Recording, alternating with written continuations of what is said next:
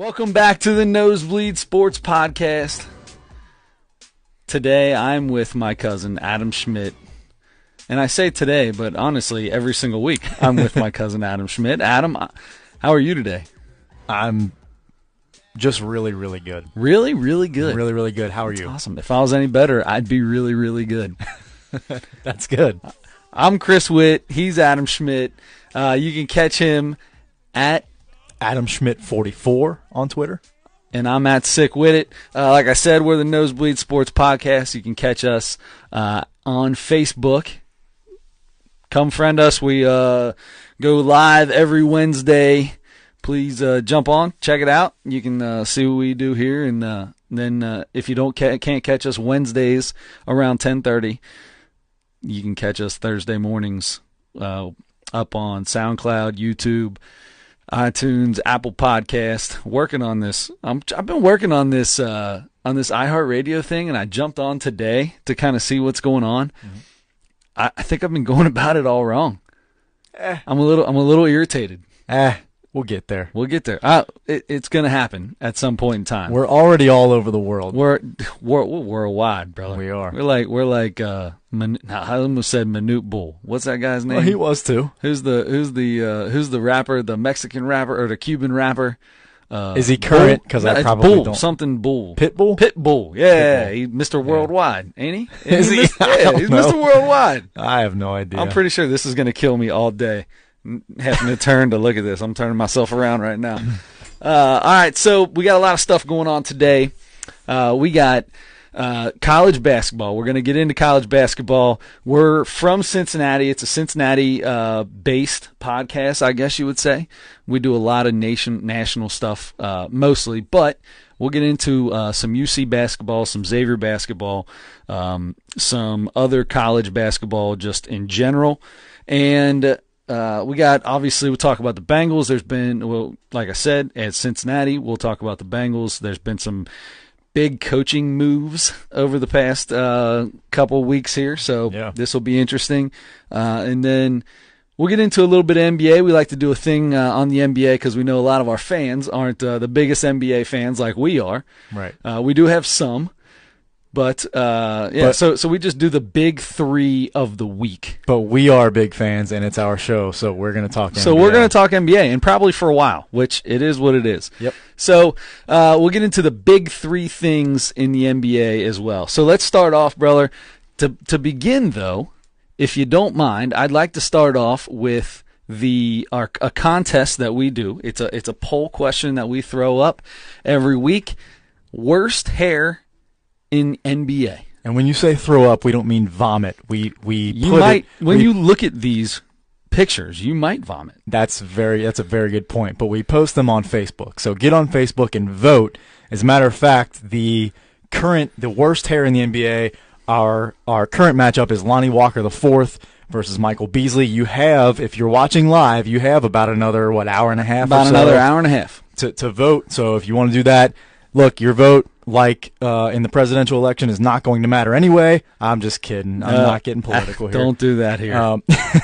But right now, Lonnie Walker IV is leading Michael Beasley 83% to 17%. It's a smoke job. And if you can go on and see who voted on what, and the Nosebleed Sports Podcast voted for the losing seed in this case. First time that the Nosebleeds has ever voted against the higher seed. We went Michael Beasley. I just think that dude's hair's whack, but obviously the floating hat is going to run away with this. So a lot of fun. Next week, this coming up, starting tomorrow, what is the new one going to be? Who's the next matchup? We've got number 4, JaVale McGee. Obviously, we all know it's the rat tail JaVale McGee against Joakim Noah. Oh, this could be fun. It could be fun. This could be fun. All right, so definitely get on Facebook, follow us, check it out. When you go on, if you're listening on SoundCloud or Apple Podcasts or YouTube, please jump on there as well and hit the subscribe button, hit the like button, comment if you would. We'd appreciate it. We just like to know what's going on out there. And listen, speaking of, so we don't have a ton of listeners yet. We're still very early in this thing. We're building it up. I feel like we've got a ton of listeners. We're building our fan base. If you took all of them, it'd be around 2,000 pounds. That's about a ton. Okay. Yeah, you're probably right. But we do have a few very loyal listeners that listen every week or almost every week whenever they can. A couple that I want to give quick shouts out to: Alex Cole, always on, always posting on the message board on Facebook. He had his second knee surgery in a few months today. Oof. It went really, really well. Good. Congratulations to him. Professional basketball player. He is that. So he was doing physical therapy after his first one. It wasn't going as planned because of the place that he was going to. He switched it up, went to a new physical therapy place, had to go back and fix some things. By doing that, they caught him all the way back up. Nice. To where he was supposed to be. Nice. So he's going to be able to get back faster than you thought. Already, yes. So very excited for Alex. Professional basketball player. Give us an idea. What is this part of the Kentucky Enforcers that you used to be a part of? Yes. So he plays for the Kentucky Enforcers. Yes. He hurt his knee playing in the off season just 3 months ago or something like that. Had to get surgery. Tore his patellar tendon, I think. One of those tendons. Off the top of my head, I probably just got that wrong. Get well soon. Anyway, well soon. Congratulations on the successful surgery today to Alex. Also, Ashley Illig. Yeah. I'm not sure how much time she's had to listen recently because she just became a first-time mother. Congratulations to Ashley and her husband on the birth of their daughter. So congratulations to Ashley. Brand new mother. Congratulations. Thank you for ruptured patellar tendon is what Alex says. And Domo Williams says, "What's up, Coach Adam?" What's up, Dom? Dom. Is it Domo? Domo. Sorry. I don't know. It's DOMO. I just came out. Anyway. Thank you for listening. So yes, Ashley, Alex, we appreciate it. Everybody else that listens every week. We try to let people know that listen to us. We call you out as much as we can. We appreciate it. So let's get into it. What do you say? Let's do it. You ready? Yes. All right. So college basketball started in Cincinnati, especially for us. This is a hotbed, has been for the last few years of college basketball. UC and Xavier, respectively number 2 and number 1 seeds in the tournament last year. This year's a different story. These are two completely different teams from last year. I am a Xavier nut. I love my Musketeers. I'm a season ticket holder, and it's gonna. I'm ready for this year. I know that it's gonna be up and down. We gotta find a way to get into it. But I don't want to start with my boys over at UC because this team they pulled a victory out yesterday. Congratulations to them.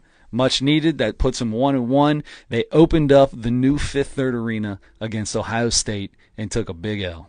Yeah, that's a tough matchup to start the season with, to open up your new arena, your revamped, remodeled arena.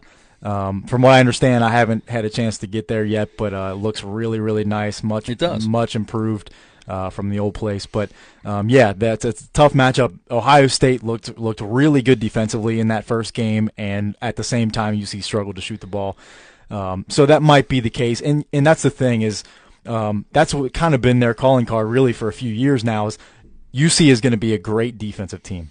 Right. They are going to struggle a little bit offensively.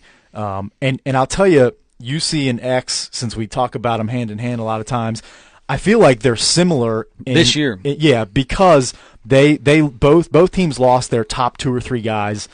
But they have, 2 or 3 or 4 returners that did play some decent minutes last year that are going to become their top 1, 2, 3 guys. But they did lose a lot. So, like you said, they were 1 and 2 seeds in the tournament last year. Both teams are not going to be as good as they were last year.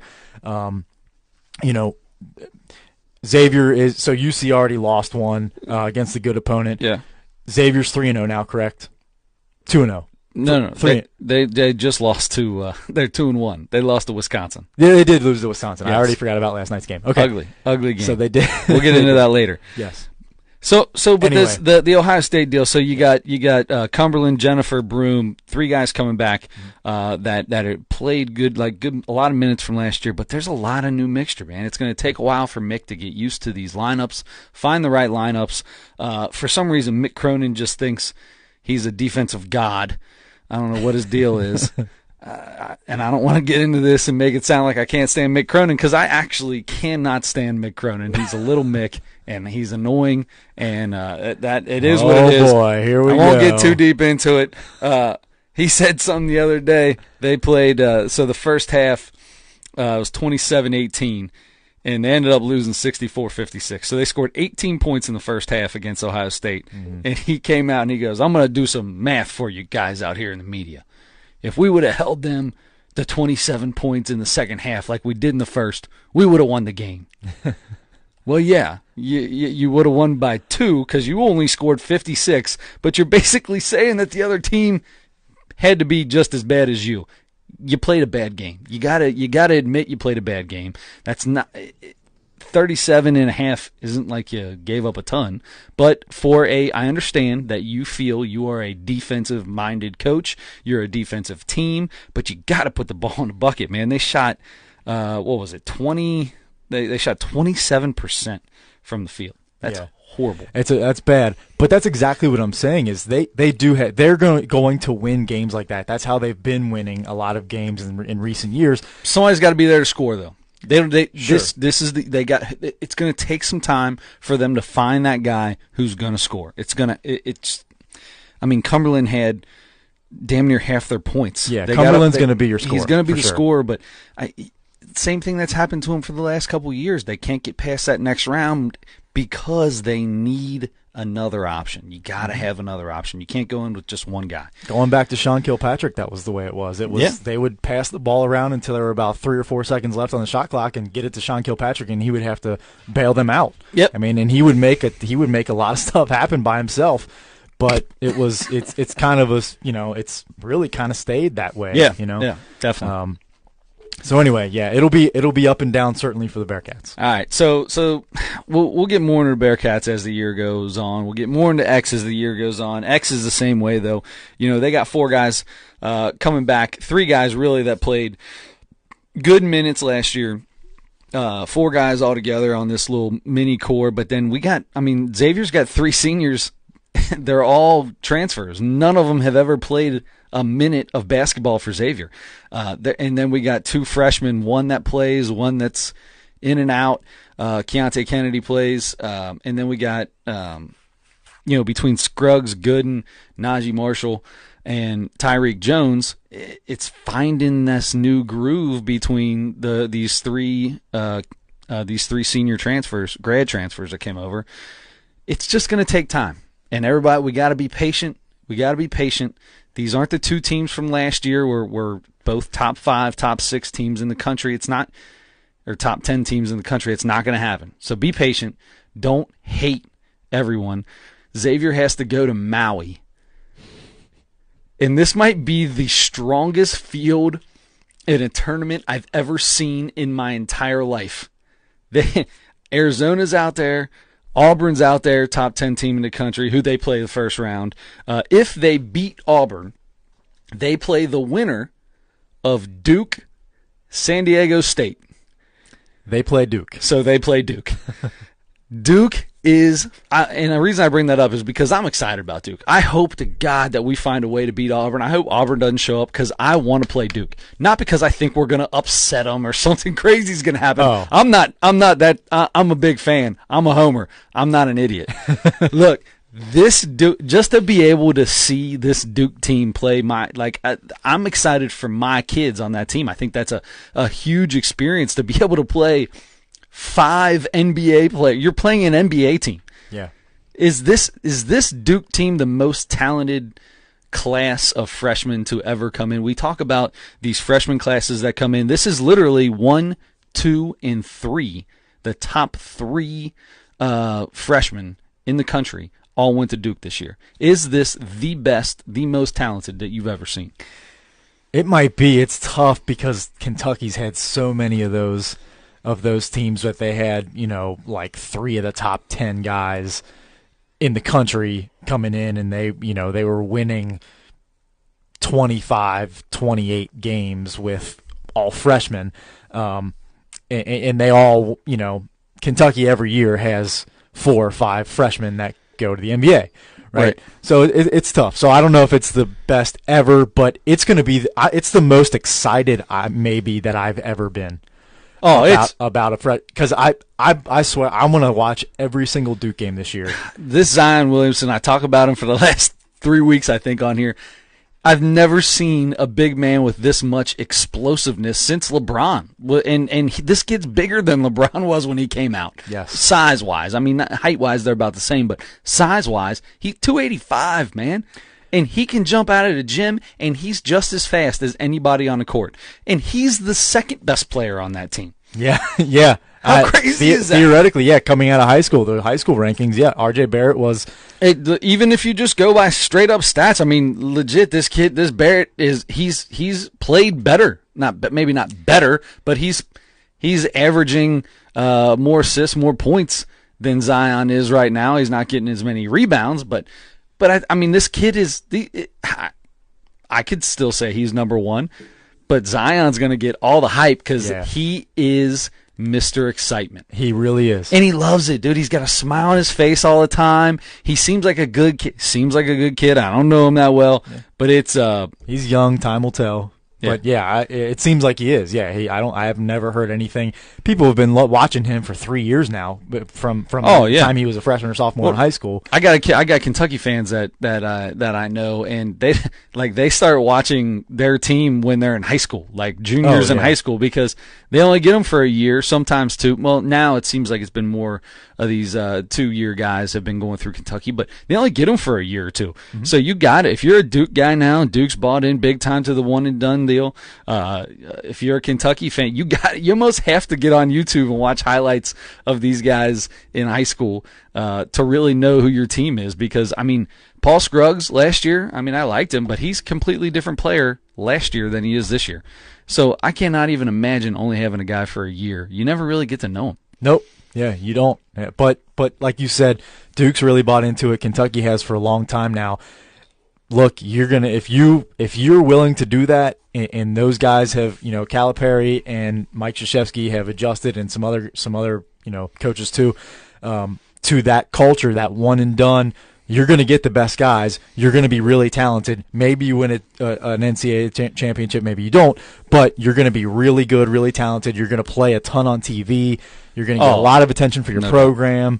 I mean, that's what it's all about. That's what they're doing. I mean, and now that the NBA has come out with the where they're going to pay kids out of high school, what was it, $100,000 you can possibly make if you go to the D League now. I think it's 125 or something. 125, whatever it is. So there's money to be made for these kids. So it'll be interesting to see how this moves going forward. Plus all the new rules with agents and making money and all the different things. I still don't completely understand it. If you're a top whatever player, you can do things and other people can't. Right. Whatever, however it goes. Anyway, so yeah, it'll be interesting. I'm excited about the college basketball season. Yeah, we've already had a few top 25 matchups too early this season. Yeah. The first night, opening night was Duke and Kentucky. It was Kansas and Michigan State. And then you had tonight, you had Michigan Villanova. Michigan beat Villanova by handedly 30 points or something like that. They beat them 73-46. They were up 44-17 at halftime. Yeah. 44-17 to number 8 team in the country, Villanova. Now, obviously, Nova's in that same position, man. They lost Bridges. They lost DiVincenzo. They lost Hart. They lost who was the other guy? There was another big guy that they lost. They lost basically that whole team from the national championship team. So they've got a long way to go too. It's the whole same thing, man. You just got to find it takes time to find the right mesh of guys out there on the court. You can't do that in practice. So stay calm. It's early in the season. It is. College basketball rankings move like crazy. Enjoy yourself if you're a UC fan. Enjoy the new arena. Enjoy the team. Just if you're a Xavier fan, enjoy the team. Mm-hmm. As much as you can. As much as you can. I enjoy it. I enjoy it. I'm glad you enjoy it. So that brings me to something that I wanted to talk about. Okay. All right, so we talked about my buddy who sits behind me at the Xavier games that I can't stand, that yelled one time at me to sit down, right? He's about 90 years old. It's him, his wife, who can't keep lipstick on her face right. Poor girl. And I love her. She's so sweet and nice. I shouldn't say she's sweet and nice. She's sweet and very critical. I would hate to have grown up in their house because he's an ass. His wife is yelling at players all day, and he's got a son who I can't stand, who just talks the entire game. All he does is talk and say how terrible they did, and it's sarcasm. It's good defense, Najee, when Najee gets beat on a breakaway or something happens. It's just constant negativity. Well, the worst thing that could possibly happen, they got 4 seats. It's usually his daughter's there with him. I didn't know that they had another son, but they have another son. So it's old man, old crotchety man, old lady, lipstick lady, and twin screaming idiots sitting directly behind me. I finally did it, Adam. I finally turned around. We're making a little bit of a comeback on the second half. They're not fouling. They probably should be fouling. There's 2 minutes left. I think we're down by 9. Probably should have already started fouling, or it was just under 2 minutes. And this guy is screaming at Travis Steele. We're on the line. We got Zach Hankins, Hanky Panky, or whatever his name is on the line with his terrible hair. And he's on the line, and Xavier's a terrible free throw shooting team. So we can use all the help we get. So what does this guy do? As he's shooting free throws, stands up and starts screaming top of his lungs at Travis Steele for some reason. So finally I turned around, I said, dude, sit down. Just let him shoot his free throws. Quiet for a second. And then and he said something, and then my dad sits next to me, told him, seriously, you just screaming in our ears all game. It's enough. I can't stand this. I hate, I'm saying hate. I don't say hate very often. I hate sports fans. I can't go to games and enjoy myself anymore because everybody that sits around me is an idiot. Everybody that yells at a sporting event is an idiot. Oh. They're an idiot. The people that are sitting down clapping and cheering when things happen, and maybe a groan here or there, I got no problem with them. I love them. They're smart people. I don't know them, but they're all smart. The idiot that stands up he always says something completely wrong. There's 2 people. There's 2 of them. There's 2 different kinds. Mm-hmm. You got the guy who's always yelling at the team how terrible they're doing. And then you have the other guy that I can't stand. I'm starting to shake because it's getting on my nerves. The other guy is the one who's trying to call the play that's about to happen. Or every single time down, he has to prove that he knows what's going to happen. No, just let the daggone game happen. Yeah. You don't know because you're not a coach. You obviously have no idea what you're doing. That's why you're sitting in a seat watching the game, not sitting down on the bench. Shut up. Watch the game. And if you're a fan of a team and you're at their game, would you cheer for the team? Cheer for them. Sometimes bad things happen. They do things that are dumb. It's okay, fine. I understand that. But this guy sits behind me, and as soon as a shot goes up, he waits. If they miss, good shot. That was terrible. Why did he take that shot? Worst shot in the world. If he makes it, he doesn't say a word. Sits there. But he waits until after that's. No, you know what? How about we just say, sometimes you miss a shot. It is what it is. Just cheer. Come on. Get him next time. Good shot. Let's go. Come on. There's the positive. When you bring negativity around me, you bring all the people around me down. I'm a positive guy. You are a positive guy. I'm a positive guy. I need positivity in my life. I need that to happen. Yeah. I feel like you bring that negative, then yes, you're yelling at the team and telling them they suck. And if anybody out there hears you, how's that helping them? Anyway, that's my... I could give you a big fat kiss right now. I echo everything you just said. I've been around those types of fans so many times. I agree with you. I can't stand fans at sporting events. They are the worst. Why in God? Yeah, no, listen. And it makes it hard to go to games. It really does. I'm telling you, I told my dad the other day, I said, I love our seats. We have amazing seats. Somehow we lucked into some foot room that's unbelievable. But I've got this, literally at one point in time, he was screaming in my ear. Yeah. And then I got a guy in front of me who's a good dude, and he's constantly rolling his eyes. I can see him rolling his eyes every time the guy yells. And so now when he says something, like he'll say something to the effect of, well, why are we going in? We're getting killed. All right. This is a perfect example. I'm sorry. We're getting killed in the second half. We switch to the zone. Mm-hmm. This stupid zone! Why is he going to a zone? This zone sucks every time they do the zone. It sucks. What do? We get 2 back-to-back steals. Both times I was like, way to switch it up! Good job, Gwith. Switching defense. Now I catch myself being the loud, annoying guy just so I can shut Ding Dong up. You're letting him bring you down. Tell me about it. Tell me about it. It's killing me. I don't like it. Now, so you have those 2 guys that you described, and like I said, I've been around those guys. The self-proclaimed genius that wants everybody around him to know how he knows the game. He's so smart about the game. He's coaching it through. The other one that I can't stand, that's really resonating with me right now, is every fan that is upset about every single call or no call, every single play. That hates every official because they're wrong about every single call. Because it's your team.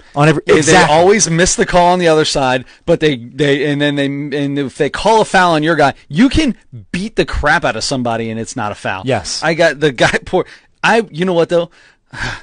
As bad as the dude is behind me, I don't mind the guy that sits next to me because that's him. The guy who sits next to me. No, the other side of me. The other side of me, this guy, every time their big man gets a ball down low and makes a move, hook, he's hooking him. Oh. He's hooking him. Xavier's never hooked anybody in their life. Right. We got called for a hook the other night, and he's like, that's terrible. And I'm like, what are you upset about? It's the exact same play. Chill out. I can't stand those fans that have no possible way of ever being objective. There's it's impossible. It's every call against their team is the wrong one. It's every no call against their team is the wrong one. Oh man, it drives me insane. And then the guy that stands up and does the travel signal or the hold signal and yells over and over the same thing over and over and over and over for like 2 whole minutes as every single person around him is doing the same exact thing, and then they just and then they like take turns like it's like middle-aged guys that it's like just yell, that's a hold! That's a hold! He's holding! He's holding! He's holding him! You gotta call the hold! Throw your flag! How much are they paying you? Oh, I hate that. How much are they paying you? I hate that. Those really stupid things that someone said 25 years ago, and it was funny for everybody around them the very first time, and then everybody tries to do, and then at this point it's like, wow, you are making yourself look like a fool right now, and it's the guy that stands up and makes the call for the ref and is yelling, and then there's a timeout and everybody's standing up and everybody's acting like they are having a one-on-one conversation with the official somehow. Everybody's having a one-on-one. You know the official's listening too. Yeah, oh, absolutely. If it's like a quiet moment in a game and you're in the first row and you're screaming and the official's right in front of you, yep, he might hear you. Other than that, he's not hearing you specifically. White noise. He knows when everybody's mad at him, which, you know, if he makes a call against your team and everybody's groaning or booing, that's another thing. Why do people boo? I never, ever boo. You know what I hate? Especially the home team. It started to happen the other day. Xavier made a nice comeback in the second half, but they were getting ready to boo. There were some boo birds coming out. Like, hey, these are kids, man. Oh. You think they're out there doing this on purpose? What are you booing? Yeah. Like, hey, how about, hey, come on, let's. Once again, I'm Mr. Positivity, man. Even if you don't want to be positive while your team is struggling or whatever, don't boo. Yeah. What does that do? That makes everything worse. That makes everything worse for you. You are hurting your team now. Exactly. Are you a fan or not? Exactly. You're doing that's my problem is now you're hurting your team. Anyway, so we got another guy who listens to us all the time, Joe Leonard. He's got a little something on this. His worst fan is the guy who argues balls and strikes when he's sitting in left field. Because you have no idea where that pitch actually was. You literally have no idea. I'll tell you what. You might be at the worst angle. There's no seat in the ballpark that I can actually see what kind of pitch was thrown. I used the pitch speed to judge that mostly, but I can't tell where the catcher catches it. I can't tell where it crosses the plate. I can't tell whether it's high or low or inside or outside most of the time. I'm usually sitting somewhere behind home plate, but usually at an angle on the first base side. And I understand if it's close and you go, ooh, I'm good with that because sometimes you can tell that looked close. A little bit. And that's what I like. That's what I'll do. I'll go, ooh, yeah, boy, that looked close. Yeah. But then the guy next to you is going, you suck, that was a strike. Yeah. Sure, whatever. He has no idea. He has no idea. No idea at all. Alex loves Intense Adam. I do too. It doesn't happen very often, but when we get him there, buddy, it's good. I like it. I enjoy it. I'm not passionate about many things, but I'm telling you, it used to not bother me because I'm a guy. I stand up at games. I stand up and cheer. I get excited. Somebody hits a big three, throws a dunk down. I've got yelled at for standing up. I understand. You're watching a game. I'm cool with that. I'm okay with it. I'm actually kind of like the old man that sits behind me now. Telling me to sit down is nowhere near as bad as this idiot that he spawned out of his ball sack, this guy, and then I find out he's got a daggone brother who's louder and knows less about basketball than he does. They were trying to get one up each other. It was hilarious. At one point in time, they're each yelling louder and louder. The one gets and they don't even know what they're saying. They're stumbling over words just because they want to say something, to try to say something smarter than the guy next to them. And neither of you make a bit of sense. Just shut the hell up. And that's a good way to end our Get Off My Lawn segment. Yes. For this week. Yes, we'll get off that. And we were going to go into swipe left, swipe right afterwards, but I skipped over what we were going to do very first, which was the Cincinnati Bengals. Yes. Hey, big news in Bengal country, and we talked about this. We talked about this with Andre Edwards last week. Bengal Insider at Andre Edwards 06 writes for LockedOnBengals.com, comes on with us every couple weeks to the Nosebleed Sports Podcast, and gives us some Bengals insight, and we all pretty much chalked this up as an L, right? I mean, the Saints are one of the top 3 teams in the NFL. Yes. We knew this was going to be an L. Did we know they were going to give up 50-some points or whatever? No. We didn't know we were going to get beat by 37. Obviously, that's a terrible thing. So what happens? The Bengals get rid of their defensive coordinator. Yes. Terrell Austin. On Monday, the very next day, I guess Marvin called him into his office and said, well done. Hey, I have to preserve my job. I have to show something. He just shows up and he preserves his job. Marvin Lewis has preserved his job just by coming to work. He doesn't have to do anything. Mike Brown's got dirty pictures of Mike Brown doing something nasty to his son-in-law or something. I don't know. Ooh, like I said, it's bad. It's bad. Real dark. It's bad. No, yeah, but so it kind of does feel like that. Maybe it wasn't, but there's always, when you're the worst defense or one of the worst 2 or 3 defenses in the NFL, something's going to happen. Same with offenses. Your offensive coordinator is probably going to get fired, or your head coach is going to get fired. So if you're the head coach, you better make a move to make it look like you're trying to do something. And Marvin Lewis was a great defensive coordinator. That's how he got this job. Now, in the beginning, when he first got it, they asked him about if he wanted to take on responsibilities ever of calling defensive plays. He said, no way, it's too much responsibility to be a coach. That was 15 years ago. He did it again. Was it 2014, I think, he started calling defensive plays. He almost seemed excited. It was a different Marvin Lewis I heard today in his press conference. He sounded like he's a little giddy about getting his call sheet together, and I like that. And this Bengals team, this defense, when you're this bad, it's probably because you don't have the talent like we thought we had. Right. And we have a ton of injuries, we know that. But all it takes is a little shakeup, and people respond to different people.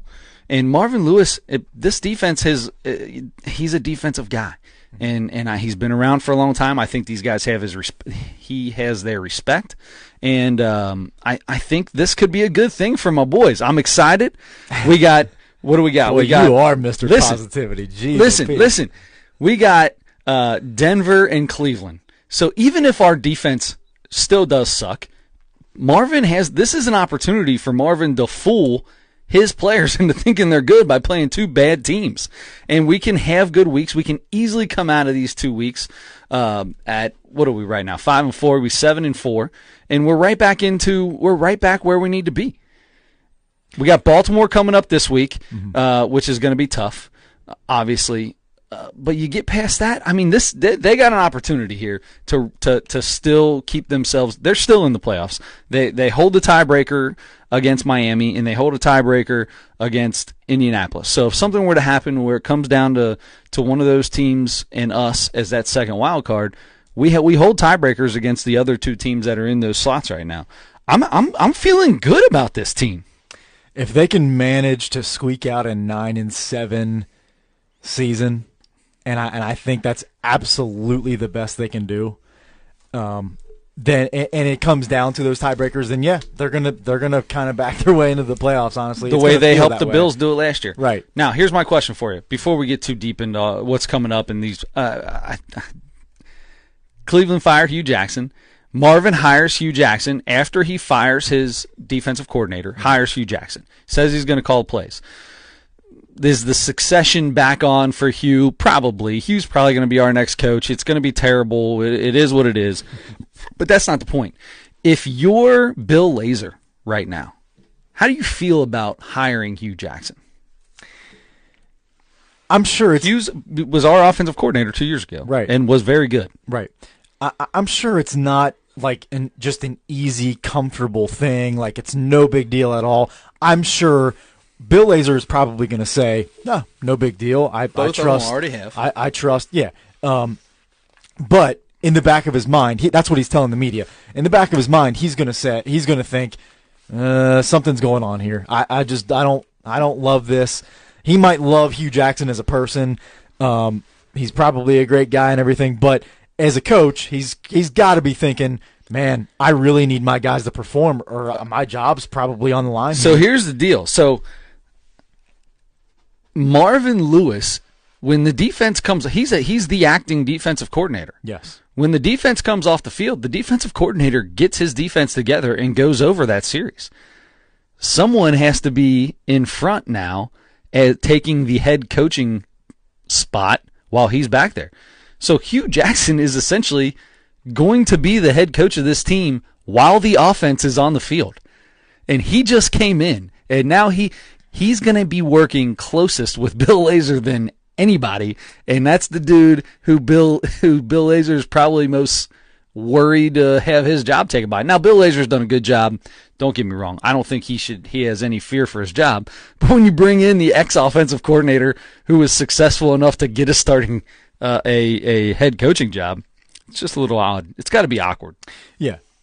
Look, and they're bringing Hugh Jackson in as basically just kind of an advisor basically on the sideline. I mean, he doesn't have a specific role, and I'd be kind of surprised honestly if Marvin Lewis takes himself off the sideline to go back to the bench. I feel like it makes more sense if it's not going to be Hugh Jackson, for the linebackers coach or the secondary coach or whatever. That's afterwards. As soon as that defense comes off, Marvin's going to have him back there. It won't be long. It might only be a couple plays on whatever, but he'll have him back there for 5-10 minutes, and then each individual position group will take care of their own deal. But I'm going to tell you, I've never seen a defensive coordinator that didn't get together with his group right off the bat as soon as they come off the field. It's going to be interesting because for some reason I just don't see him stepping off the sideline like that. He might. Why else would he have hired Hugh Jackson? I mean, I feel like he hired Hugh Jackson. Well, besides bringing the succession back in of having Hugh be our coach, like was the plan a few years ago. I truly believe that he wants someone with experience so he can properly be a defensive coordinator. Maybe that's what he does. And Hugh Jackson even said that, that may happen, that he may have to be, Marvin's eyes and ears while he's taking care of that. So yeah, maybe that is the plan right now. I don't know if I see that continuing, even if they start it that way. It seems so odd to me that the head coach would, I don't know. I guess it could happen. Yeah. Because there are head coaches that call offensive plays too, and they might have to run back there while their team's on defense after the offense comes off and say something to the quarterback or whatever. Or maybe you just kind of keep if you have key things to say to one or two guys, keep them up there on the sideline with you, say that, and then have Hugh Jackson or have whoever, one of the other defensive coaches, get back there and take care of it. Yeah, right. Which can be done. Exactly. So is he going to be able to help in any way? We still play Cleveland twice. I mean, like Joe said for Cleveland Secrets. Well, and our cousin Tyler with UCLA Radio's Nosebleeds podcast. Cheap Seats. Sorry, we're the Nosebleeds. Cheap Seats podcast says Cleveland has no secrets. But to be honest, I mean, honestly, Cleveland's not going to change too much stuff up. They fired their head coach, fired their offensive coordinator. I realize that, but you got a rookie quarterback. They're obviously not going to put too much change on him in the middle of a season when he's already trying to get the grasp of the playbook to start. Right. So I do think that I mean, obviously, if you hire him for 2 wins, I'll take those 2 wins right now. That puts us at 7. You need is 2 more out of the next 8. Yeah. Or the next 7, and you're good to go. Right. I certainly. I mean, Hugh Jackson should be able to definitely help. We hope so. Game plan against Cleveland we hope for so. Sure. And the other teams we play Pittsburgh again, right? I mean, he's been preparing twice a year for Pittsburgh the last Baltimore couple years as well. He knows this division better than anybody. So, all you Bengals fans out there, be cool, baby. Positivity, it's coming. This team is going to eke its way into the playoffs, and they're probably going to lose in the first round. But the way this team has played to make the playoffs, I truly believe that's impressive. Would be impressive. Exactly. That's a step in the right direction, especially with no A.J. Green for another 2 weeks. Missing 2 weeks. He's probably going to miss 4 weeks, minimum 5 weeks, possibly. I mean, if they can find a way to move their way into a playoff, that's a successful season to me this year. This year, yeah. I don't know that I feel like it's a step in the right direction as far as the future maybe of the that's franchise, the wrong, but it's a success for this year, I believe. If they can find a way to get into the playoffs. After last year went, Jesus. Yeah, I'm with you. So, very last thing though for the NFL is our weekly picks. Yes. Right. How do we do? How do we do this week, buddy? We collectively did okay. Okay. How bad did I do? You did better than you did the week before. Okay, well, I didn't win any games the week before, did I? No, you didn't. Yeah. So I won one. And you won one. one. I hit one game. All right. You were 1-2 this week. I hit one game this week. You're getting better. Man, he's getting cocky now. Yeah. He's getting cocky over there. He's feeling good. He's up about 9 games on me now. He's feeling good, getting a little cocky. I like cocky Adam. This is fun. I hate cocky Adam. So yeah, okay. You went 1-2. I went 2-1 this week. So total, we'll quickly go through that. 15-12 for me. You are 7-20 now. We still have to figure out what we're gonna do. Still got to figure out what I'm gonna do. We'll see. We're still just barely past the halfway mark. What do you got? We're past halfway mark. What do you want me to do? I'll do it. I don't care. I'll do it. I mean, I haven't decided in 10 weeks what you're gonna do. So on the spot right now, I'm not gonna. You got no idea. Right. Well, I'll actually start thinking about it. All right, start thinking about something. I'm not eating anything hot. So I'm not eating anything hot on the air. That's not going to happen. Don't tell me what you don't want to do, because that's what I'm going to No, I'm just, no, well, I'm going to tell you I'm not going to do it. Look, I'll do just about anything. I'm just not eating anything hot. So you will wear almost nothing at all on a worldwide broadcast of this podcast, but you won't eat something spicy. No, it's exactly correct. Okay. Brother, hey, every man's got their limits. Every man has their limits. Those are different limits. Mine, just so my limit is not Speedos. My limit ends at hot stuff. Okay. Although me and a Speedo is hot stuff. And I know you know it because you were staring at it the whole time. Check it out. It's on YouTube. It's back Halloween time. All right, so this week's picks, really quickly. Would you like me to go first so you can pick yours? Yeah, go ahead and go first. All right. So now let's switch it up. I'm going first. Oh, okay, good. You've killed me every single week. So once again, no preparation at all. Just jumped onto sportsline.com, which is where we get our lines for this Wednesday Who picks games on Wednesday? I don't know, but I'm going to do it. We do. So I'm going to start with the Thursday game. In Seattle, Green Bay in Seattle. Seattle is given 3 points. So I'm going to start off this juncture with my boys from Seattle covering. Okay.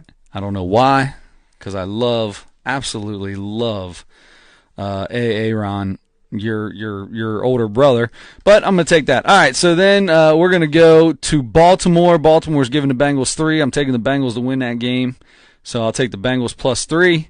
And then we got my friends, let's see, in Detroit are getting 4 points. I'm taking Carolina to cover that. Okay, I got you. All righty. I will tell you that we did not pick any of the same games. Nice, good. So, I'm gonna gain some ground, baby. Yeah, gaining some ground. All right, so this is how you're going to gain some ground because I am picking Arizona is a 5.5-point favorite at home against Oakland. I will take Arizona. Wow. Okay. New Orleans is an 8.5-point favorite at home against Philadelphia. You're going to take Philadelphia. I'm taking New Orleans. Whoa, Yeah. big. All right. I Yeah, know. Philly coming off a tough loss here. Big spread against Okay. a good team. Right. Okay, Doesn't make let's sense. go. I'm going to do it, though. And I'm going to take Chicago at home against Minnesota. Chicago's a 2.5-point favorite. Man, okay. So I'm gonna Sounds take- good. I'm All gonna take right. all the favorites. I feel like you are probably going to win every one of those because that's just what you do. So if you're gambling at all this weekend, listen to what Adam says because he's over 500 now, aren't you? I am. Yeah, well over 15 500. 15 and 12. 15 Not and well 12. over, but Hey, you're making money, brother. Making money. Cashing checks, checking tickets in. Cashing tickets, brother. All right, so theoretically. off of the NFL, off of college basketball, we're going to get into something that we like to do. It's goes back to episode number 8 if you're on SoundCloud or Apple Podcast or iTunes, checking out the nosebleeds. Hit the favorite, hit the like button, hit the subscribe button, and go to episode 8. Adam talks about dating websites, and it is hilarious. Swipe left, swipe right, get us started. All right. So you are sitting still in traffic. The person behind you tries to switch lanes and go around you, very gently bumps you, right? Trying to go around. Probably very little to no damage, maybe a tiny little scuff or something, right? They don't stop, they take off. Okay? They know they bumped you, but they take off. They're like, it's not a big deal. I'm just going. Okay. Do you make a police report on that? Swipe left or swipe right, you file a police report. You report that to the police. Okay, so this is tough because I would say yeah, because first off, don't be a dick. You hit me, then get out the car. It takes 5 seconds, and I'm going to say, big deal. Go ahead, no big deal. But you don't know what my car looks like. Mm-hmm. You have no idea what my car's worth. Don't take off. Just don't take off. As long as you don't take off, I'm good. Now, if you just look at me, and I'll probably look at you and give you the wave like, you're good. But if you just drive by like nothing happened, sorry, bro. I'm probably coming after you. Not coming after you like I'm going to get you, right. But I'm going to follow you. If we're in dead stop traffic, it's not going to be hard to do. So that's probably what I would do. So you swipe right on filing that report? Yeah, I'd say so. I guess so. I swipe right as well. That exact thing happened to me on Monday. Did it really? You got hit the other day and dude didn't even look at you, just kept on going. As a matter of fact, drove about 65 miles an hour all the way down Montana Avenue in the turn lane to get away from me, to escape me, and then swerved and cut off a whole line of traffic. He knew who you were. I did. The way you worded that, I worded that exact same way to someone I was telling about this. I tried to go after him and not go after him like I was going to do anything because I didn't see. It could have been a her. Yeah. I couldn't see the person in the car, but I just always assumed that person, whoever it was, male, female, big, little, could probably just beat me up. So I'm not gonna start any trouble. But I wanted to make sure. So I got the license plate number as they're speeding away. But it was early in the morning. It was a little dark. It was raining. It was hard to tell what type of car, the make and model. Yeah. So I didn't get much of a description or anything. And that was the thing. I got to work and I checked it out, and it was barely a little thing, probably nothing. I can probably get it buffed out for almost nothing. But that was the thing. I just went ahead and filed the report because don't be that guy. Don't be that guy. That's a bad person. If you don't have insurance, fine. That's whatever. But then just come out and be honest with me. I'm probably going to be like, look, bro, go get yourself some insurance. There's some cheap stuff out there. Call the general. Shaq did. Yeah. I mean, it's, go do your thing. I understand. Times are tough. It is what it is. Yeah. Sure. But don't take off. If it's something small and stupid, I'm not an ass. I don't care. If I would have gotten out and looked and it was what I saw, I would probably be like, you know what? Maybe we'll just exchange information. I probably won't ever do anything. It's not worth. This isn't worth me dealing with. So we'll just. That actually happened one time where I got bumped, kind of in the same situation, but the guy stopped. I went ahead and called the police just in case. I wasn't positive. I was young. I wasn't sure. Right. So anyway, he came. I got his information and stuff. I never filed a claim. Never got anything. It was a little scratch or whatever. I was like, I'm not gonna put this guy through. I'm not gonna make his insurance go up for this little tiny nothing. Sure. So it was fine. Nothing ever happened. Fine. If that guy would have gotten out and did the same thing, I probably would have done the same thing. Don't be a jerk and don't risk other people's lives the way he drove off. I had a guy one time get out of his car and say, "I'm an asshole. You shouldn't. You don't want to be dealing with me right now. I'm an asshole."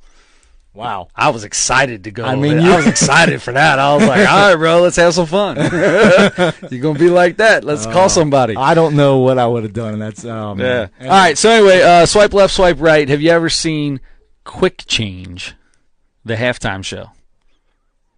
Swipe left. I have never seen Quick Change. Okay. Well, my real question was good or bad. These people are at Xavier every year, and they are so boring. Really? It's the dumbest thing in the world. This girl's just got 40 dresses on, and they just pull a sheet up and pull it down, and she's got a new dress on. Oh, my God. It's crazy. Quick Change. She's got 100 dresses on. That's why it's called She Quick looks Change. like she weighs 400 pounds when she walks out there, and when she leaves, she looks like she weighs about 80 because she had 37 dresses on. Let me ask you something. Is this a square of a curtain? Because is the other side? No, seen?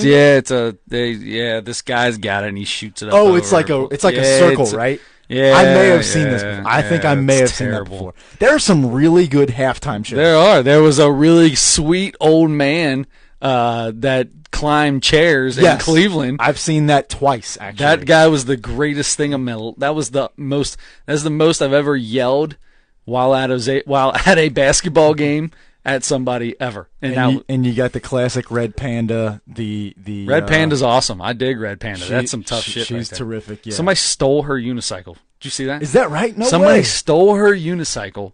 Yeah, out of the hotel wherever she was performing. Stole her unicycle. They caught him on TV on the TV. They caught him on the cameras, and they found the dude. She got her unicycle back. Everything's okay. Goodness. This happened last year. Don't worry, anybody out there, we're good. I agree, Alex, dude. The kid jump ropers are without a doubt the best. Are outstanding. Those little dudes are amazing. Yes, amazing. I love when they're at games. I love when the jump ropers are at games. You know what else I like? The trampoline guys. When they bring on them trampolines out and dunk and do 4,000 flips in the air, that scares me. I'm scared while they're up in the air. Yeah, I feel like one time they're gonna do that high flying jumping, and they're gonna go to dunk it, and they're just gonna dive through the basket it scares me. Yes, I'm nervous for them. I am too. You have to be like an Olympic gymnast to be able to do that. Yeah. Anyway, all right. Okay. So I got one more. What do you got? The Golden State Warriors are offering an in the building pass. This is $100 a month pass to get into Oracle Arena, which is only around for the rest of this season before they move to their new arena in San Francisco. $100 a month, you get a pass to go to the game. You do not have a view of the court.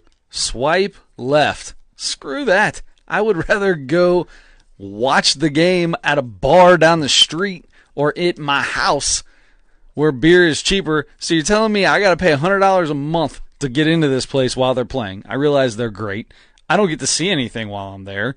There's no atmosphere because I don't get to see it except for what's probably on the TV in like a bar area they got. And I probably got to pay full price for beers that the people down at the game are paying. There's no way in hell I'm doing that. That's correct. That is basically how it's set up.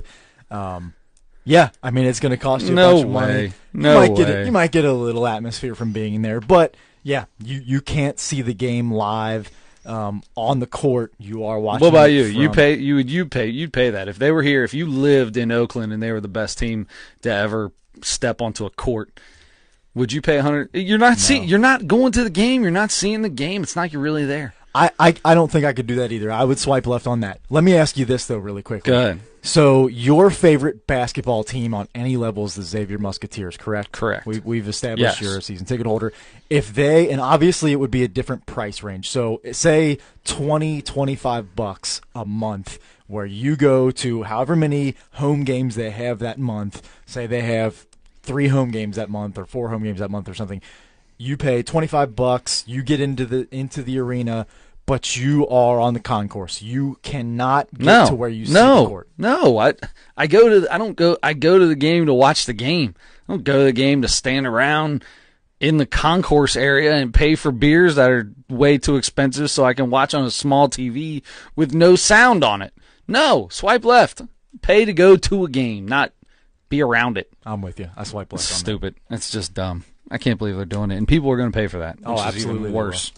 Even worse. All right, so that brings us into what we like to do for the NBA because nobody likes to hear a whole bunch of stats and silly stuff about the NBA. So we're just bringing in the big 3 because the big 3's what every NBA team needs. We're going to bring in the big 3 topics of the NBA this week. And speaking of the Golden State Warriors, I'm going to jump off. I'm going to make number 1 about my boy Kevin Durant and Draymond Green, the idiot Draymond Green, who I hate. I cannot stand Draymond Green. in the episode they had a couple nights ago. Did you see what happened? I did see what happened. And you're gonna come away with this like, I don't think it was as bad as everybody made it out to be. Go ahead. Come on, man. What were you gonna say? Tell me I'm wrong. You know me. No, look. At first, when I heard about what happened, because I didn't see it live or anything, I was like, so what? They yelled at each other. You know, it happens all the time, and every team that plays any sport. When I heard what was said, or kind of the gist of what was said. So basically, the end of the game the other night against the Clippers. KD's a free agent after this year. Let's start off with that. Forget about that. Oh, okay. Forget about that. Okay. End of the game, tie game, right? Yeah. Tie game against the Clippers. So Clippers shoot a really bad shot at the end of the game. Hits like the kind of grazes the front of the rim. The rebound man gets the ball. Right. And so let me say more specifically, Kevin Durant standing underneath the basket. The ball like drops kind of right down to him.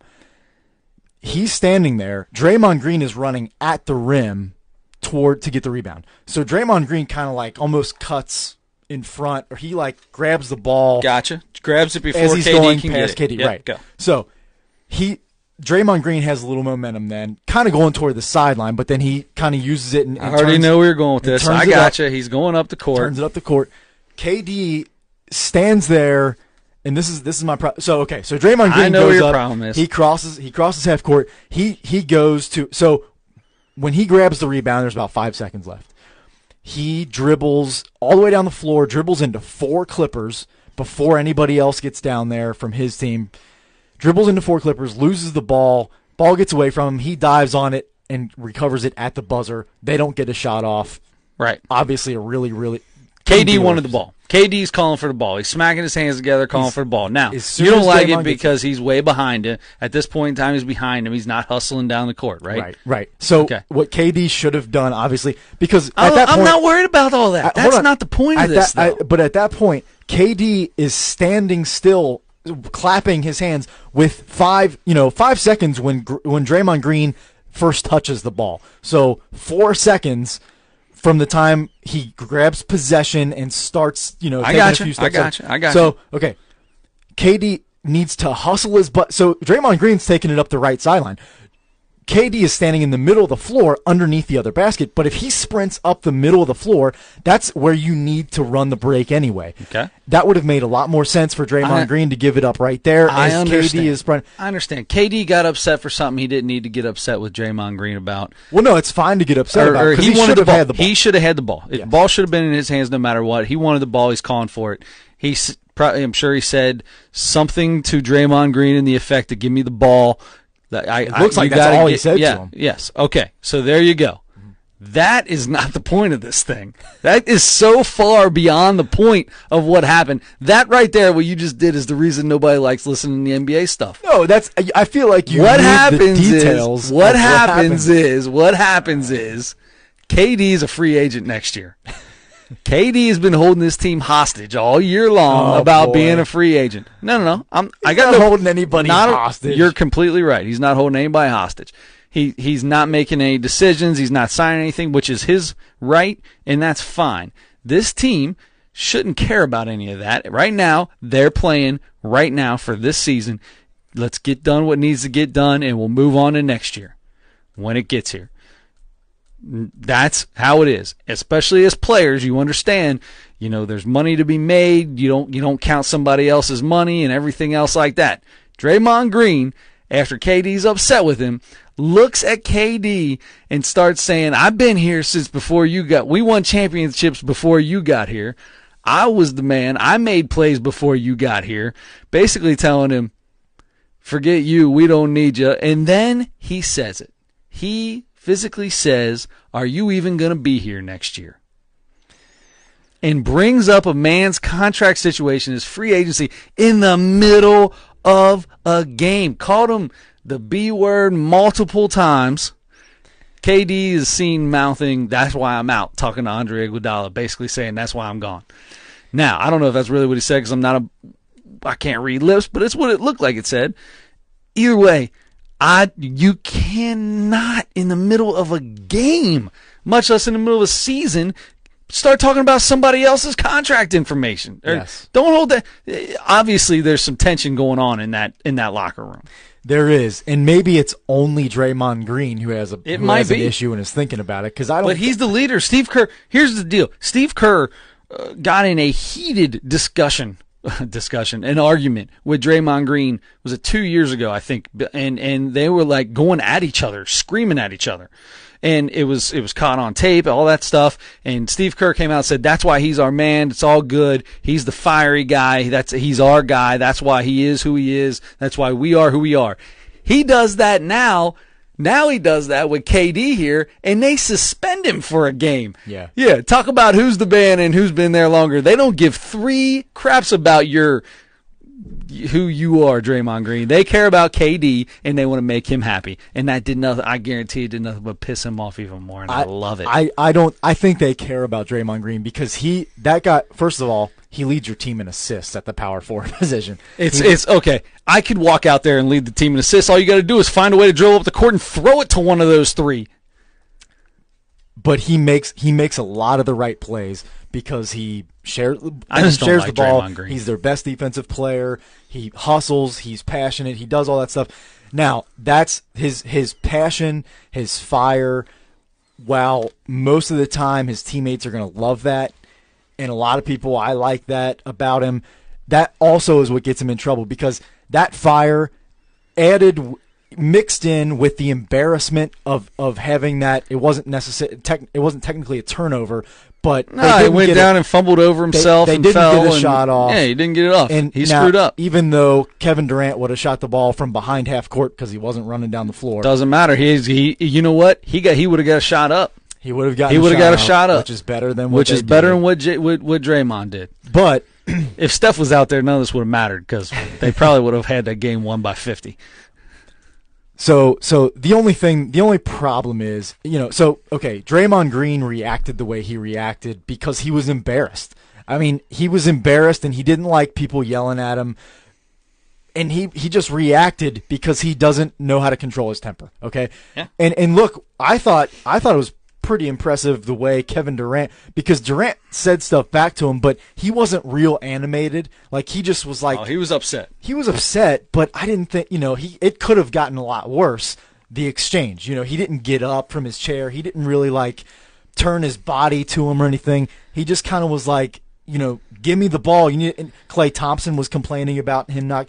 Everybody was getting on him about it. Yeah. Right. But yeah, that's the thing. That's the don't only talk reason. about. Just don't talk that he brought that up. That's the thing. He brought that up. And that's now stupid. he's detrimental against the team or something, It and is they conduct suspend him. that is conduct detrimental to the team. Absolutely. And I'm fine with that suspension. He served his one. All I'm saying is that goes to show you the difference of this team now compared to this team 3 years ago before KD. Draymond Green was a key, important piece to that team back then. Now he's 4 or 5 on this team, and he's not nearly as important. I mean, he's important. Don't get me wrong. I understand the fire and all that stuff. Defensively, to be completely honest, I don't know how much longer he's going to be able to do it because he's an undersized 4, which doesn't ever last very long in the league NBA. like 5 years now. I mean, he's been. I'm saying I don't know all-star. how long it's going to last. I don't know. Right now, he's still got some speed, and he's a really good defender. Eventually, that's going to fade off. He's not going to be a guy that's going to transcend into a 12, 13-year player like a guy like KD, who's averages 27 a game. Yeah, they're totally different. I mean, he's more important. KD KD is more important to that team than Draymond is. I don't think so. Honestly, I don't, because they were a championship team before Kevin Durant got there. They are some of the players on the team have already said it's kind of like time to probably move on from Kevin Durant. Klay Thompson said in the media, I can't believe he said it, but he was like, well, if he didn't make up his mind already.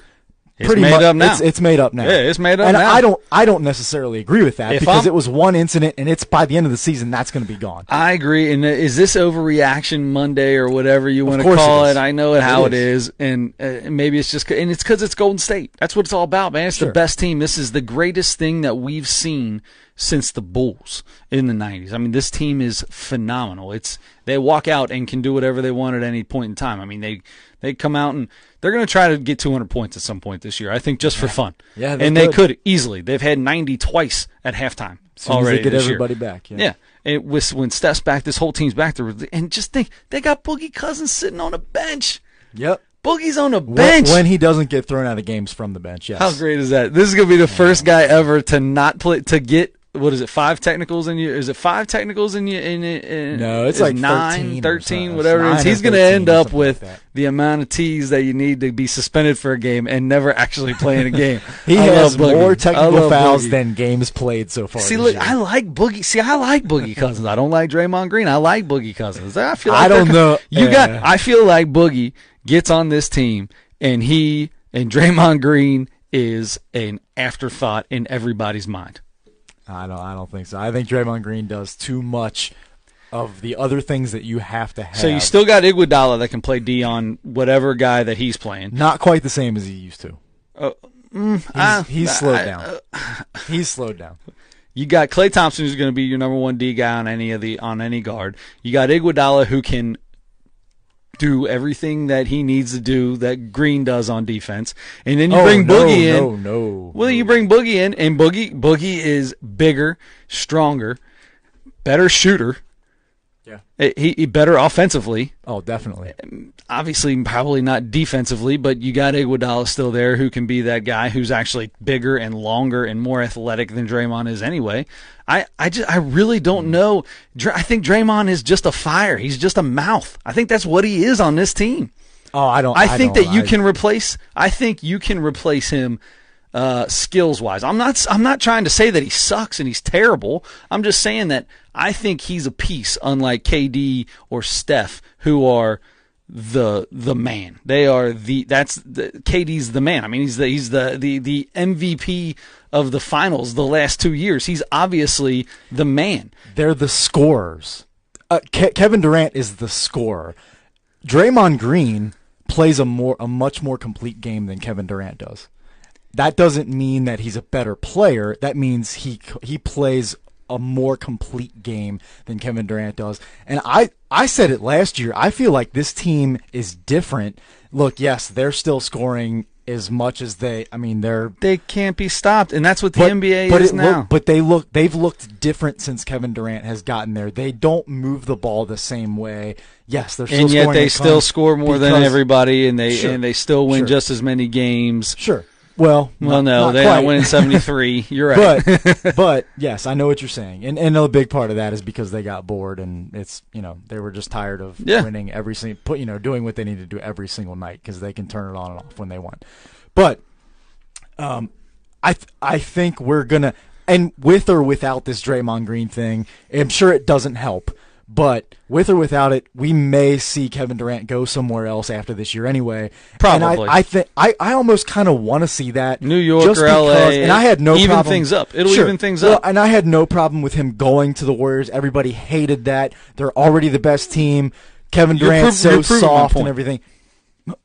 But I'm fine with him going somewhere else just because I want to see how they are without him again, just to see how they are. How good they are. Right. Because we know that if he leaves, there's a chance that they may not be as good. If Draymond Green goes to the lake, wherever, to New York, say New York doesn't all of a sudden become a playoff team. If KD goes to New York becomes a playoff team.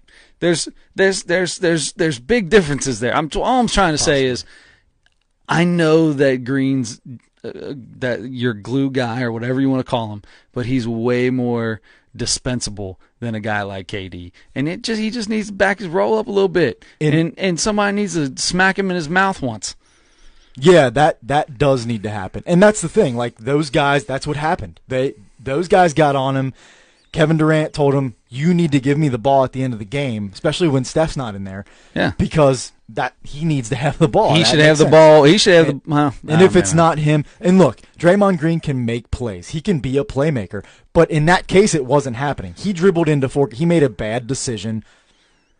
That happens. It was the worst time for him to make that kind of a decision. They had a chance to beat them still in overtime. I don't know what kind of playmaker. And they didn't. They still got beat in overtime. They still got beat anyway. But at that point in time, that whole team's all messed up. At that point in time, after that argument goes down, it's hard. And listen, I know when you're on the court, you're going to play with the guys. Businesses, your business relationship will be fine between these two. Sure. But I'm going to tell you right now, this isn't going to be something that blows over. They asked KD if they've talked or squashed it out, and he's just straight no. No, he said no. Hadn't happened yet. But he said, will it happen? Probably. Right. It's a long season. Yeah. I don't know. We've taken way too much time on number one mostly because I don't like Draymond Green that much. I can't tell. You say he can be a playmaker. He's a playmaker when everybody's spread out because he's by himself. In the NBA, there's way less defensive players than there are offensive players. So when he's going, you're going to look like a decent. You don't have any, there's no help defense when he's doing anything, whereas everybody else has got somebody coming, jumping on him as a double team every time KD's got the ball and tries to drive. Where Draymond, they just let him go. So it might look like he can be a playmaker, but he goes somewhere else and wants to be the number two guy on the team, or their best guy. Heaven forbid, that's a terrible team. No, he wouldn't be that. Then I don't think he's as good of a playmaker on another team as he is on this team. But I think that could go for anybody. Harrison Barnes, any of these guys. It's just the team you're on. It's just how good they are. Right. But he does other things that I think. I know he does other things. He yells and cheers and tells everybody how good they're doing. I don't mean any of that stuff. Defensively and rebounds and hustle plays and getting on the floor. I know what you're saying. All right.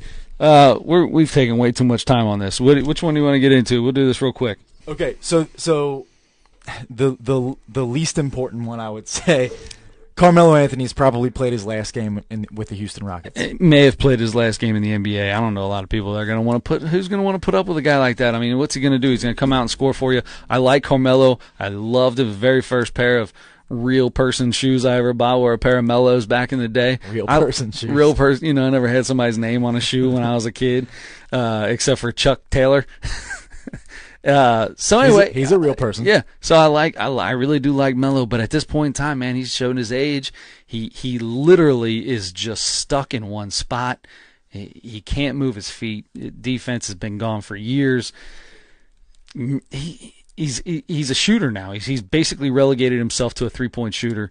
He's going to stand in one spot. He's going to dribble for a second and then try to chuck up a step back three or something. I just don't know who needs a guy like that. Exactly. So he was, he's probably a Hall of Famer because he was maybe the best scorer for a few years in the league. Whether he won the scoring title or not, he was considered the best scorer because he was the most versatile. He could post you up, he could drive to the basket, he did a lot of bully ball stuff, and he could shoot. And he was good at all of those things. That's what made him such a good scorer. That was kind of mostly all he was. And now, because he has so many miles on his body, he played 1 year in college, so he came in early. This is his 16th season. He's 34, but he's an old 34. Yep. He's never been like a slender guy. He's put on weight, not necessarily bad weight all the time, but he doesn't look like he doesn't move as well. He just doesn't move as well. He just doesn't move. So his ability to drive and his ability to post up he doesn't do those things very well anymore. Yeah. So he, like you said, he's a shooter now. And if he's struggling with that, then he doesn't really give you much of anything. Yeah, I'm with you. He's definitely played his last game in Houston. He'll end up somewhere else, but I don't know how much of an impact he's going to make at this point. At this point in time, he's got to figure out that he's not going to be the man wherever he goes. I mean, he knew that when he went to Houston, obviously. He knew that he was third on that list, and he's probably even farther than that, to be completely honest, but he's got to realize that he's not going anywhere where he's going to be the man. He's coming off the bench on any team in the NBA. What's funny is like 3 or 4 months ago, a reporter asked him about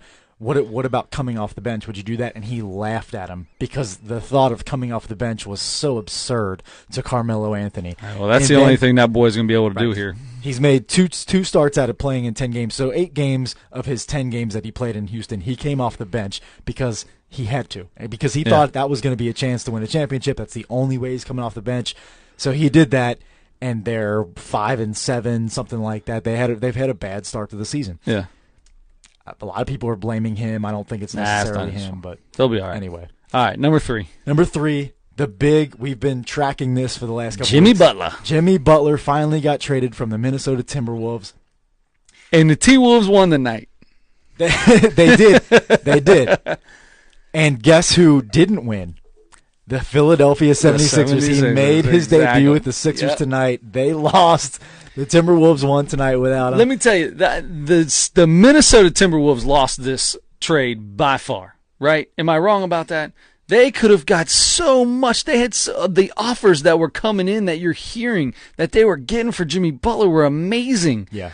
2 first-round picks and a starter and all this. I mean, they were getting crazy, and they come out with I don't even remember exactly what it was. I think it was a second-round pick in 2022. Dario Saric, Robert Covington, and Jared Bayless. A bag of balls and a second-round pick 5 years from now. Here's the thing: Dario Saric and Robert Covington are both good players. They're going to play a lot for Minnesota. Yeah, they were. I think Saric was starting and Covington was the first guy off the bench, I want to say. Maybe he was even starting. But both of those guys are pretty good players. Yeah.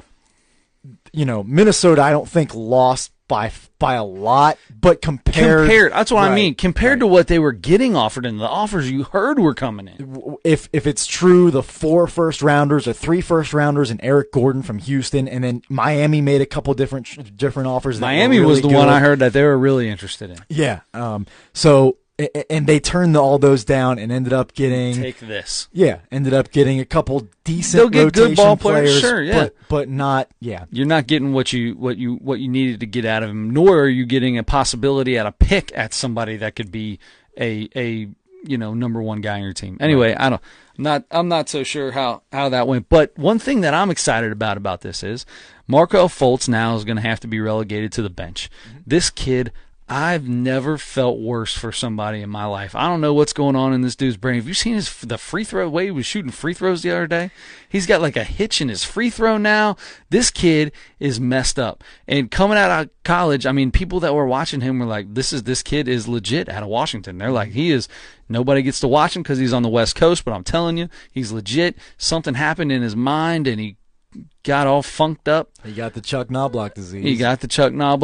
And they thought they had him fixed, and my man is still broke. He is broke. And I don't know if coming off the bench is going to help, but now he's coming off the bench, hopefully. I hate to see a guy bust like that. But I mean, he's on such a good team, and that kid's. I mean, you could see the talent. He's not gonna get a ton of minutes. But the thing is, he's a little bit like Ben Simmons in that he can affect the game in other ways without scoring. Yeah. And he can score. He can get to the rim and finish. But he's pretty small. He's nowhere near Ben Simmons' size. That's the big difference. Yeah. He can facilitate. He'll play hard and stuff like that. But he doesn't give you. He's not that same talent that like Ben Simmons is, or Jimmy Butler is, or Joel Embiid is, or some of the other guys that are playing, or JJ Redick is. JJ Redick gives you better minutes. Yeah. And here's the other thing: is what I found out is if they trade Markelle Fultz, and everybody except Jimmy Butler, who's going to be a free agent, they let everybody else walk. They will have the cap space to sign to keep Jimmy Butler, Joel Embiid, Ben Simmons, and sign another max player. Wow. So Markelle Fultz may be on his way out anyway, because that frees up their space to sign another max guy. Which obviously, if you have those big three, and you can bring on another, you name it, I don't know, Kevin Durant or whoever, yeah. Then you're going to be talking some serious, I like this Sixers team, man. I really do like these guys. And I like Jimmy Butler. I'm not a big fan of the way he went about things. I don't think it was the worst way that people have gone about wanting to get trade. At least he still went out there and played his ass off when he was out there. But at the same time, that's a great pickup over there for Philly. They find a reason to get Fultz out, less playing time, and put in somebody who is a better player right now. For sure, by far, yeah. On a team that could very well be a 2 or 3 seed in the East, if not better than that. If Jimmy Butler gets in there and they take a few weeks or whatever to figure everything out, and they get the right rotation going, and they figure out how to play together.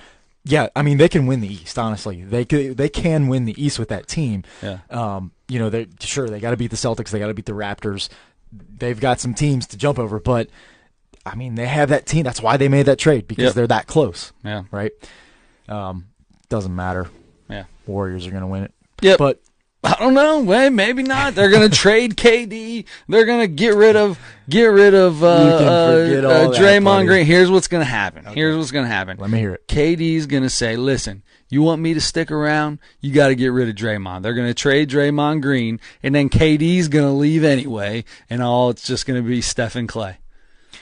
And then they're going to be the Rockets. They're going to end up being the Rockets because they got rid of all their defensive players. Exactly. No, there's no way that's going to happen. Anyway, okay, dude, we've been on here for way too long, way longer than we normally do. So let's do this real quick if you want. All right, there's one thing that Adam's been wanting to talk about here for the last 2 weeks. So the MVP, the AL MVP is going to be in Major League Baseball is going to be announced. Is it tomorrow? Tomorrow. Yep. Who do you think it's going to be? They announced the finalists. Of the finalists, who's it going to be? And we talked about this. Do you care? Week, but I don't care. I don't care because whoever they decide, it's the wrong choice. Because JD Martinez isn't a possibility, therefore it's the wrong choice. Trout, Ramirez, Mookie Betts. Sorry. JD Martinez had the better year. It's going to be Mookie Betts, but I would. JD Martinez is my American League MVP. I'm really disappointed. This makes me feel like the Baseball Writers Association of America are the ones who vote on these awards, all these postseason awards. Why in the world, in every sport, do the players and coaches who play against these and coach against these other guys every single day, who know the game better than anybody else in the world, why are they not the ones voting on the postseason awards in all these sports? I don't understand it, because you're putting these beat writers, they see every team. Some teams they don't see at all, but they're focusing on their team. And when you're writing about your team, you're not seeing as much. I mean, I guarantee, because you're a baseball writer, you're in the game more than anybody else, but you are not in the game as much as the people on the field. I completely agree with you. If it was me, it would be up to players, managers, or at least they would have a vote in it. They should. They absolutely should. And of course, and then we've talked about the All-Star Game too. Same deal. The fans should not be voting. Writers should not be voting on this stuff. Yeah. On All-Star games, on halls of fame, on postseason awards. That shouldn't be happening. It shouldn't be happening. And yet it does. And yet it does. And so, and really, really quickly, so rookie of the year was announced Monday. Ronald Acuna Jr. in the National League. Deserved it. Shohei Ohtani in the American League, which surprised me. Yes, just because he was hurt. He had a nice year. Yep. He's the first guy since Babe Ruth to pitch 20 innings and hit 20 home runs or something like that. Right. He's probably going to be a star for a long time. I'm very excited to see that come back that from kind of player. Tommy John and everything. Right. So that was cool. I wanted both of those guys to win. I didn't think they both would. They did. Yesterday was Manager of the Year. Brian Snicker, manager of the Braves. Yep. I wanted him to win. I thought he deserved it. So did I. I thought it was going to be Craig Counsell, but I was glad to see him. Yeah. American League, it was Bob Melvin for the A's. That's who I wanted to see. That's who won it. I was very glad about that. Tonight was Cy Young. The two guys that I wanted to see win, I did not think they would. Both won. I was very excited. Who ended up winning? Blake Snell for the Rays. Wow. He won the American League Cy Young, which is awesome. You were on him. Yeah, and Jacob DeGrom. They gave it to DeGrom. Oh my gosh, that's How so great that is awesome. First time since 1972 that both the American League and National League Cy Young winners had a sub-2 ERA. Wow, that's incredible. Is that awesome? That is awesome. Tomorrow we'll find out who the National League MVP, Christian Yelich, and the American League MVP, Mookie J.D. Martinez, will be. So There you we'll go. find out, and we'll maybe say something about it next week. That sounds good. All right, so catch us on the Nosebleed Sports Podcast on Facebook. Get on SoundCloud and Apple Podcast, iTunes, and CastBox and YouTube. Hit that subscribe button. Hit the little bell. It'll give you an alert every time we drop a track. Drop a cast. Is that what it is? Drop a cast? Drop something. something. Anyway, next week, the day before Thanksgiving, so that'll be the day before our Thanksgiving Turkey Bowl, which should be fun for all who get to not play, because it's not always that fun. No, it's a lot of pain. It's too cold. It's going to be freezing. We switched a couple years ago to flag instead of tackle, which is great. Because the best we're idea. all over 30 now. But it's a little too cold and early in the morning for me. I'm hoping that we switch it up to a breakfast. Yeah. Gotta play ball. Yeah, we'll end up playing. All right, so definitely catch us. We'll be here next week, even though it is before holiday, and you can get us on all those sites.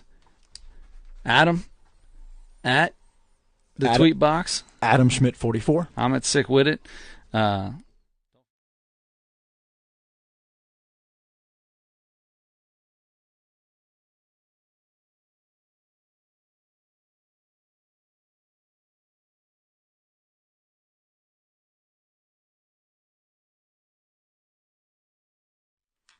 love that song. I do. I know you do. Oh, we went on for a while there about your boys.